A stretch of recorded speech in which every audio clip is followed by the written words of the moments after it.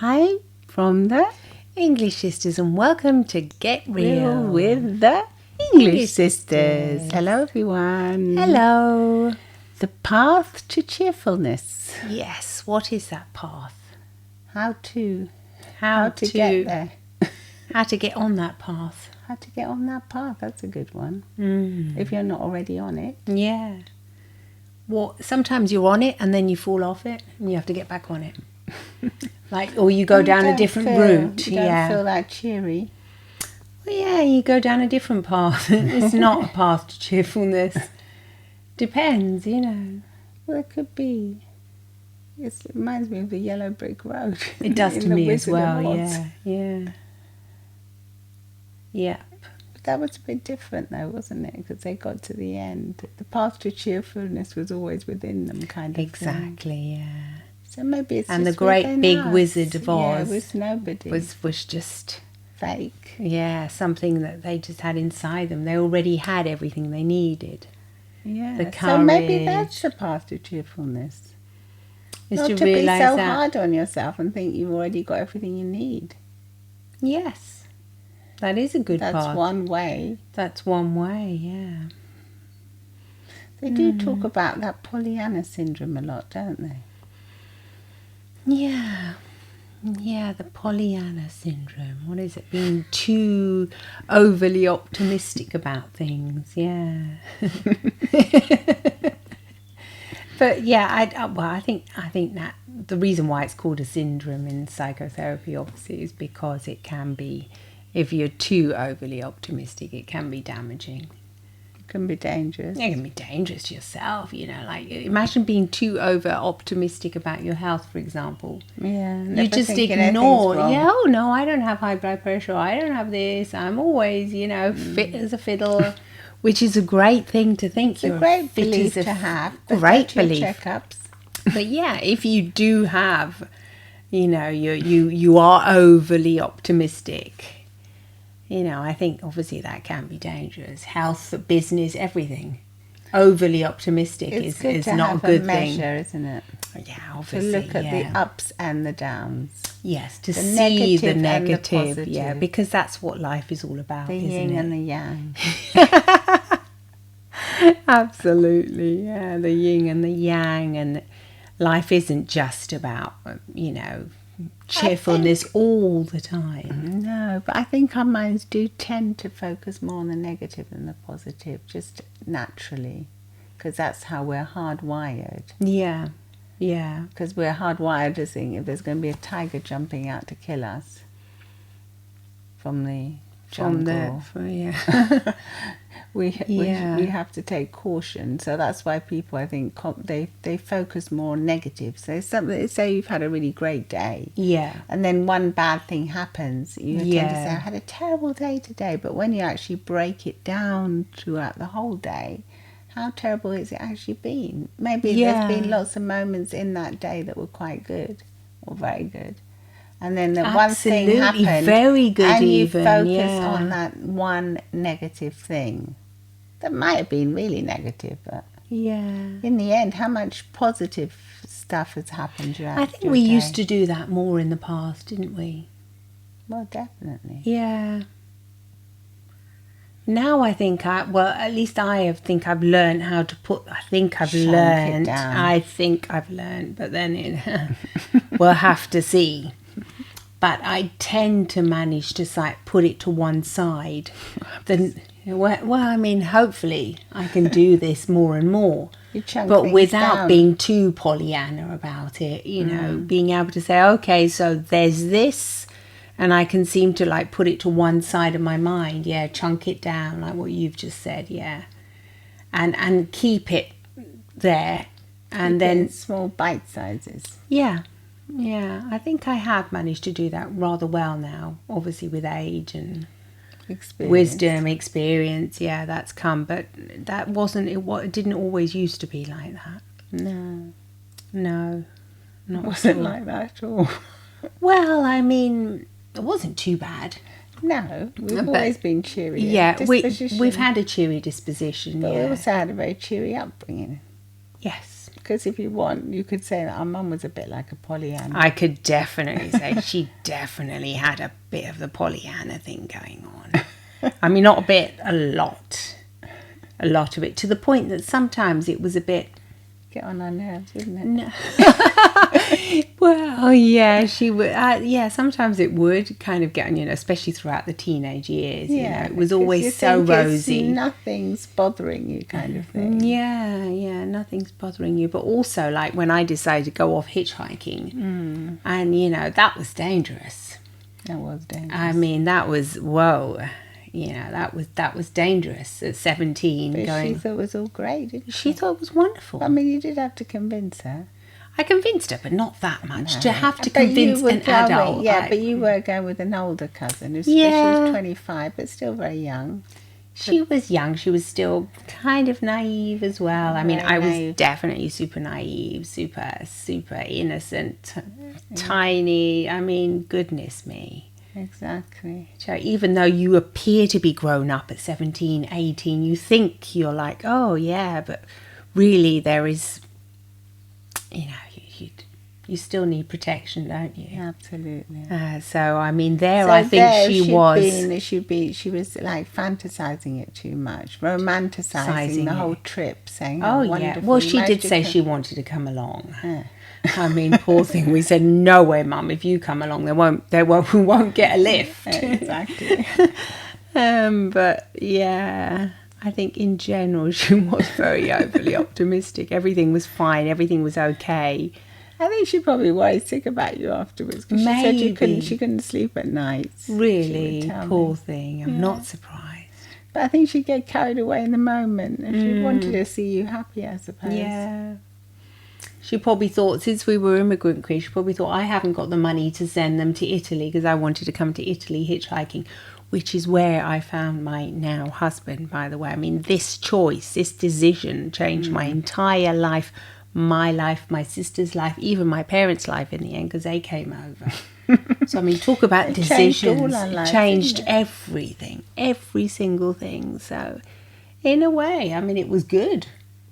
It was It turned out well. It turned out well, but it turned out really well. But the fact that she let me, she just said, sure. Well, she didn't let you. You said, I'm 18, I can do what I want, kind of thing. You were very stubborn. I just turned 18. Yeah, that's true. Yeah. Dad said he wasn't going to let me go. And it was in those days as well, when I think an 18-year-old was considered, especially in the UK, it was considered more of an adult. Yeah, that's true. Even though they weren't. And they were Spanish. I think she was comforted with the fact that you had the older cousin. Definitely, yeah. And you weren't going alone. Yeah. But she was more responsible than you in the end. She was terrible. You had to put your... in the end, I found I was you were wise. More sensible. Yeah. That was quite a dangerous trip, actually. It was very dangerous. But I mean, hey, I met my hubby. To take a deep breath, I mean, to assimilate that one. Going down that path now. I mean, yeah, but so how do you get back onto the path of cheerfulness if you feel that you're not on it? She kind of wanted to always, I'm just thinking you're about going back there, yeah, because she kind of always wanted to, she did like not want to think about bad things. Yeah, that's why I mean, she kind of did stifle her emotions, I think, a little bit on that just side. Covered it up Covered always, them up, yeah. Maybe mums do that a bit with their kids, yeah, probably. Yeah, I don't think she kind of let on how hard it was for her. No, I don't think she did at all. No. Because if she'd said to me, look, honey, I'd be devastated if you got, I'm going to be terrified every night. I won't be able to sleep. Please don't, but please consider this. I know you're 18, but this is going to be, I don't know, maybe I would have said, Mom, don't worry, I'll be fine and still go off. You probably would have. Yeah. You're quite headstrong. Yeah. Because I remember telling you don't go, it's too dangerous. There's a time when I just had this urge to fly, and it was just so strong that I don't think anything could have, you're right, probably. Nothing could have stopped me, probably. No. It's like a destiny or whatever. Yeah. You just know when certain things... I know, it's weird, isn't it? Yeah, it's just mad. I used to think that everyone got it. I think a lot of people do. The urge to suddenly change and to fly off. Especially if you're really bored. Like you Yeah, I was so bored in our hometown. I'd gone off to university. So boring. Yeah, it's probably because you'd gone off. Yeah. Anyway, it's not all about me here.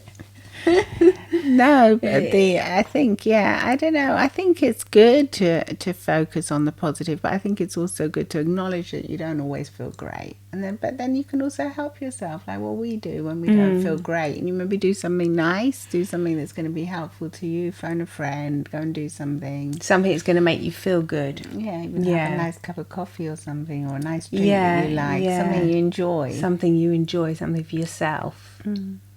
To get back onto the path. There's that famous quote. I'll see if I can find it. Isn't it on here? Yeah. Oh, here it is. Yeah. The path to cheerfulness is to sit cheerfully and to act and speak as if cheerfulness were already here, by William James. Well, that's a bit like what you do in hypnosis and NLP, isn't it? You kind of visualize it and put it into the You present kind of moment. like pretend as if you're already cheerful. Pretend as if. Yeah, that's what those the Buddha monks do, isn't it? They say they practice smiling. Even if they feel sad, like every morning they smile for like 20, 30 minutes because they say it kind of makes it, their body's doing the smile, so the smile goes inside too. It reflects inside.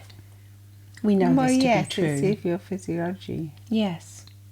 Changes. So you act as though you're cheerful. You start humming. Like the power pose, isn't it? If you do the power pose, that's been proven to give you more confidence and power. And this is proven as well, because if you are not feeling cheerful and you do that and you really keep the smile up, and maybe you hum a little, a nice little song that you like or something, and you go around, you'll start noticing that your smile will make your body change as well, and you'll start walking more cheerfully, you'll begin to act more cheerfully, and in the end, by pretending, you've tricked your mind into thinking that you are cheerful, and you end up really feeling cheerful.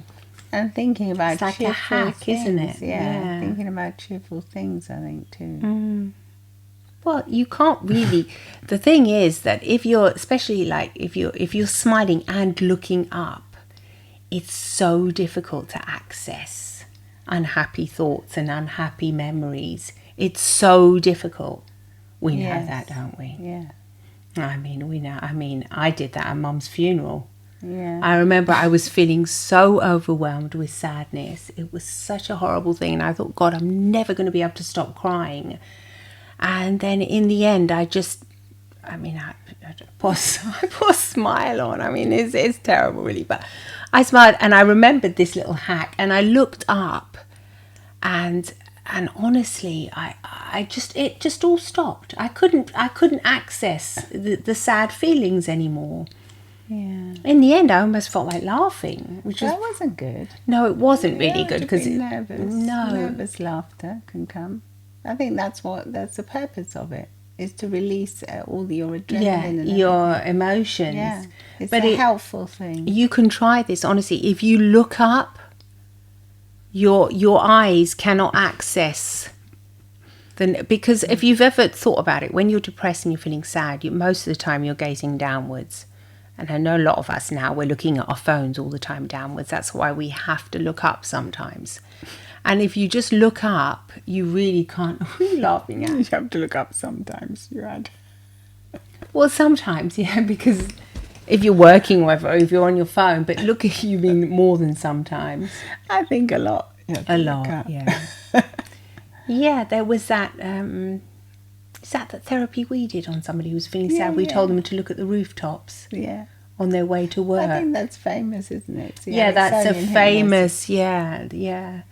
Look at the rooftops, and he referred back to us that he'd felt so much better. I think that's why they say heaven is up, don't they? They don't say heaven is down. Hell is down. Yeah, you're right. Actually, I never thought of that. Like the metaphor, heaven and hell. Heaven could be in the earth. Yeah, heaven could be where everything comes from. Everything comes from the earth. All the roots, everything is from the heaven earth. Up in the sky? I wonder why. Maybe you've hit that again. Maybe you've really pinpointed it. Maybe because when we look up, celestial, we'll feel better when we look up than when we look down. So naturally, the story came, or if you believe, the heavens are up. So you look up. And even the expressions say, look up at life, don't they? Look up. No, that's not. I don't think they say that. Look up, not down. No. No, I can't remember it now, but it was something about looking up. It was a little expression, but I can't. Isn't it that film that's come out now? No, that's no. It's not the film. That's something else, isn't it? But anyway, yeah, definitely. I'm sure it had something to do with look up. I do think that if you look up, though, we know that's the truth anyway. That's the truth. Well, if you smile and you look up, it's very difficult to access sad memories, but I think negative. People would say, to play devil's advocate, people would say, because I don't believe this, but people would say, oh, you're just covering up your emotions because you're really sad. Yes, you are really sad at first. You can be sad at first. But then if you want to go onto the path, if you want to be sad, then you can stay in that emotional feeling if that's your choice. But sometimes it's helpful to stay sad as well. Definitely. Because it helps you process something. Of course, if you're processing whatever you're processing, you want to be able to process it. But there are times when you think, I've processed it and I want to get out of it now. The case is, do you want to get back onto that path? Because you feel miserable and you feel down, and then...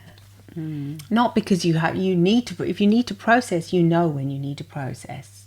Well, I don't think people do. People block their emotions. People don't. Some people don't process. Too good at this. I think that's where this Pollyanna syndrome is dangerous. Yeah. Because some people don't, and so they do have like a death in the family of a loved one, and they don't take process the time to grieve it. They don't cry. They don't grieve it. No. And then it comes up as something else in the future. No. Yes, obviously, no. Grieving is essential. It's essential for growing and changing. You will never be the same person, but you'll be a different version of yourself, and you've gained that experience. There is a purpose for that suffering. In the end, it kind of makes you wiser. I know it's a natural process as well, but you know. Yeah, I mean, the case when I did it at Mum's funeral, that was different. That's already because I'd grieved before. I was going to grieve a lot afterwards. That was just for that particular moment. I used that little hack. But what are you saying? I think we didn't grieve that much afterwards because she told us to go on holiday. Oh, yeah, you're right. That's how much Pollyanna she was. Gosh, she was so Pollyanna, you're right. She hypnotised us to go on an expensive holiday. Ever since we were little, she said, when I die, I want you to have a party at my funeral and go on a holiday, because she loved holidays. Yeah. Go somewhere lovely, enjoy yourselves, the time of and lives. Celebrate my life and enjoy yourselves, and that's what we did. That's exactly what we did. We went to Barbados. It was wonderful. It was great. We took everybody and we celebrated her that way. Yes, but that was kind of grieving, because that was like what. Well, it was a nice thing to do, wasn't it? Because we thought about her as well. Yes, it was. It was a lovely thing, yes. That was a laugh. Yeah, we did. Obviously, we thought about her, yeah. But, I mean, we'd had time to grieve as well, because she'd been very ill a long time. So we knew it was coming and everything. And it was the best thing for her, because she was like... Well, when you're elderly and not well. So we were kind of happy in a way, because we thought, it'll end her suffering. Yes, absolutely. But also because she hypnotised she us. did. I mean, she wasn't a hypnotist like we are, but in her own way she conditioned us for sure. Because she always used to say that she loved it the way in England, when she came to England, how they would have parties at the funerals. Oh, she would think that was really odd. Drinks and cakes and things. And she said that, in Spain they didn't do that. No, they don't. Same way they used to cry. And they don't do that here either in Italy. No, there they have like a they just party. Cry and you go to church and then that's it. Yeah, but there they all have a booze up. Not all of them, but they have it's nice common. And they talk about the person that's died. You spend time together. To talk about it with the friends and the family, and you spend time. Yeah, and they usually have a lot of fun as well. I remember at the funerals I've been to, people do have fun. Well, the word fun is in funeral, isn't it? Well, otherwise, why would it be a fun funeral for funeral? I mean, it's weird, isn't it? In Italian, it isn't. Funerale, no. It sounds somber. Yes. Because it's not fun, is not the same word in Italian. No, it's not. Divertimento. There's nothing in there. No. But anyway, I mean, that's a bit of a rant. That is. Anyway, the point is that I think it has to be measured, doesn't it? Like with everything in life. Yes, yeah.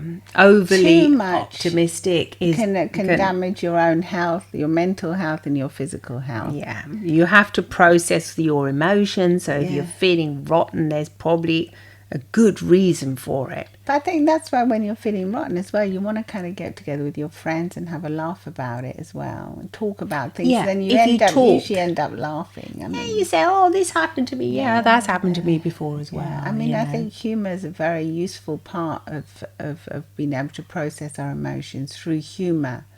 Definitely, yeah.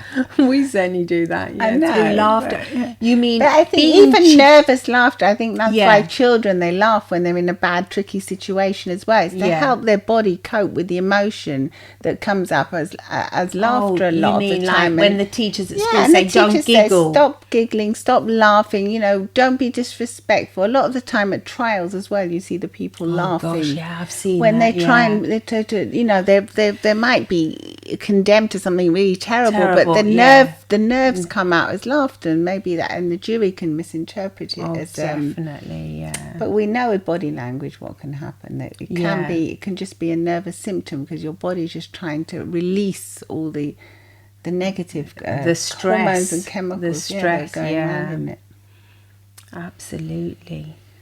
So to end on a positive note. I think it is always, usually most of the time it's helpful to be cheery and to be cheerful if you can, and I think to be optimistic. A part of that can become from gratitude as well. That's one of the pathways. In the end, how can you not be cheery if you're always in a state, almost always thinking, wow, isn't it lovely? I've turned my water on, it's come out. They've got fresh water. Of gratitude. Yeah.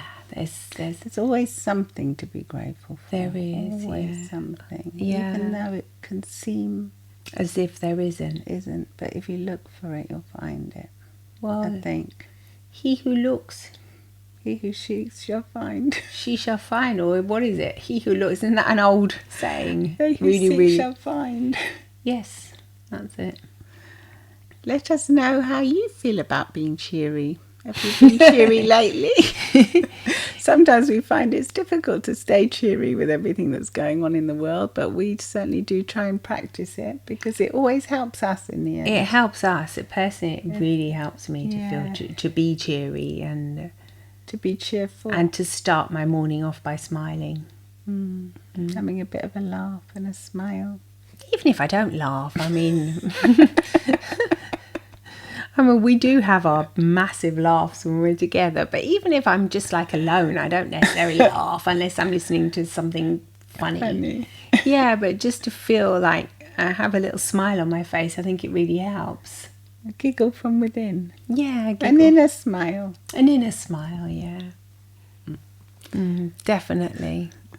Thank you for listening. Please follow us on Spotify and Apple Podcasts, and take time to give us a review, please, as well, because it really helps us grow. It does help us. And comment on YouTube if you can. Let us know how you get back on the cheerful path, or if you think it's good to be on the cheerful path or you don't, whatever. Let us know your thoughts. Let us know your thoughts.